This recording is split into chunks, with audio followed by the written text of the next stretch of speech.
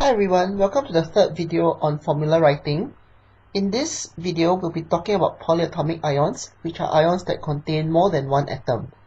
An example of a polyatomic ion is sulfate ion or SO4 2-. Okay, so here's the list of polyatomic ions that you need to know. The first one is ammonium ion, NH4+. Second one is hydroxide ion, OH-. Third, the nitrate ion, NO3-. The carbonate ion, CO3 2-, as well as the sulfate ion, SO4 2-. We will now look at three examples of how to write formula for ionic compounds that contain these polyatomic ions. Okay, let's look at our first example, which is potassium sulfate. Potassium ion is K+, sulfate ion is SO4 2-. So to apply the cross method, we bring the 1 down from K+ to SO4, and we bring the 2 down from SO4 2- to K, and we will get the formula to be potassium sulfate is K2SO4. Our second example is copper 2 hydroxide. Copper 2 is Cu2+, hydroxide ion is OH-. So again, the cross method, the 2 from Cu2+ is brought down to OH.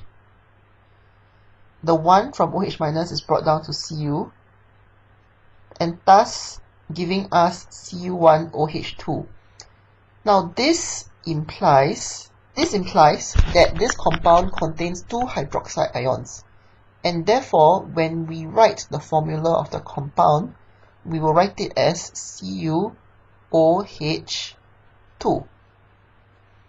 To imply that there is 1 Cu2+ ion and 2 hydroxide ions. If we write it as CuOH2, it would mean that there is 1 Cu, 1 O, and 2 H, which is wrong. The third example we'll be looking at is ammonium sulfide. Ammonium ion, the formula is NH4+. Sulfide ion, the formula is S2-.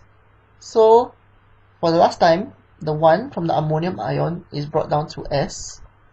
The 2 from the sulfide ion is brought down to ammonium. But same as the previous example, we'll need to write this in brackets. So tidying up and simplifying, we'll get the formula for ammonium sulfide to be NH4 bracket 2S. Remember, we do not write the 1 for chemical formula. So that concludes my 3 videos on formula writing. Hope it helps you learn at home during this HBL period. If you still have any problems, please contact me. Okay, thank you.